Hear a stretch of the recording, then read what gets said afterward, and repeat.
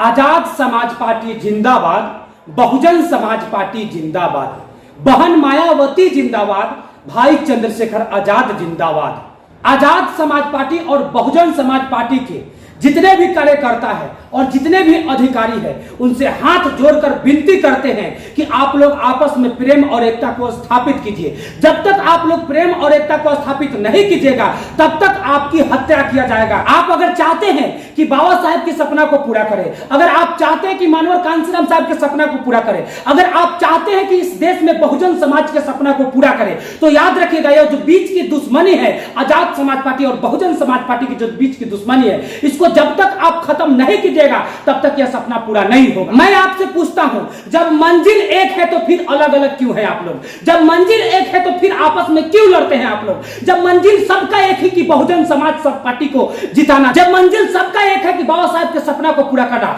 जब मंजिल सबका एक है कि मानवर कांसीराम साहब के सपना को पूरा करना, तो फिर यह आपस की विभिन्नता क्यों है? मैं आपसे पूछना चाहता हूं। समझिए, आजाद समाज पार्टी और बहुजन समाज पार्टी में कुछ ऐसे नेता समाहित हो चुके हैं जो कभी नहीं चाहते कि दोनों पार्टी एक हो। हाँ, मैं जानता हूं इस बात को और आप भी समझिए, और जितने भी अधिकारी हैं उनसे मेरा निवेदन है कि जब तक आजाद समाज पार्टी बहुजन समाज पार्टी एक नहीं होंगे तब तक दलित के मुंह पर मूता जाएगा, तब तक दलित को आत्महत्या करने पर मजबूर किया जाएगा, तब तक किसान को पीटा जाएगा, तब तक किसी का मर्डर होगा, तब तक किसी के बहन बेटी का इज्जत लूटा जाएगा। मैं आपसे सच सच कहता हूं कि जब तक आजाद समाज पार्टी और बहुजन समाज पार्टी, बहन मायावती और भैया चंद्रशेखर आजाद एक नहीं होते हैं, इनके अंदर की स्वार्थ खत्म नहीं होता है, तब तक देश में बहुजन का कभी भी शासन नहीं होने वाला। अगर सच में आजाद समाज पार्टी और बहुजन समाज पार्टी चाहती है कि बहुजन समाज जिंदाबाद, तो मैं आपसे फिर से कहता हूं कि आप अपने अंदर की स्वार्थ को खत्म कीजिए। हाँ, मैं कह सकता हूं कि अगर बहन मायावती और चंद्रशेखर आजाद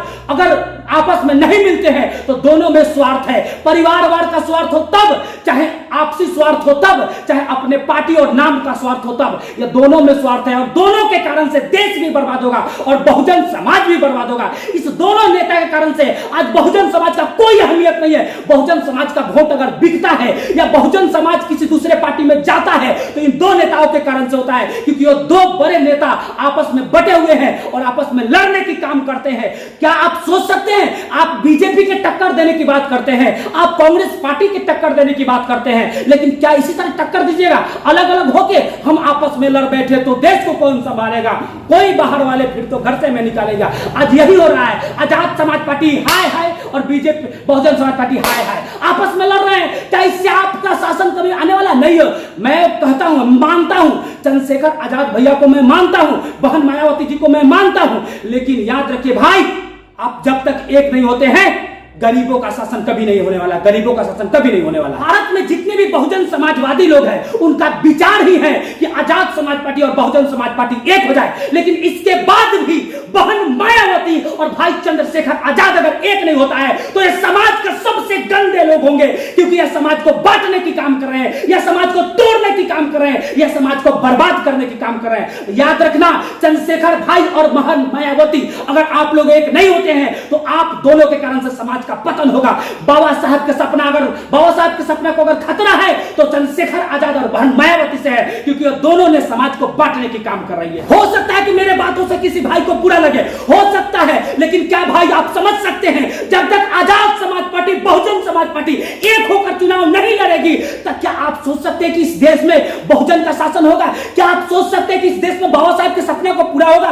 क्या आप सोच सकते हैं कि मानवर कांसीराम साहब का सपना पूरा होगा? कभी नहीं होगा। रोना आता है, मुझे रोना आता है इस बात को सोचकर कि क्या कारण है जो मिशन एक है फिर भी ये लोग लड़ते हैं आपस में। आकाश आनंद कहता है कि मैं चंद्रशेखर को नहीं पहचानता हूं, चंद्रशेखर कहता है कि मैं आकाश आनंद को नहीं पहचानता हूं, मायावती कहती है कि मैं रोड छाप नेता को नहीं पहचानता हूं, और चंद्रशेखर कहता है कि मैं कांसीराम साहब के सपना को ठुकराने वाले को नहीं पहचानता हूं। यह क्या है? यह आपस में जो लड़ने और व्यंग करने की जो यह कारण चल रहा है, इस कारण को समझिए।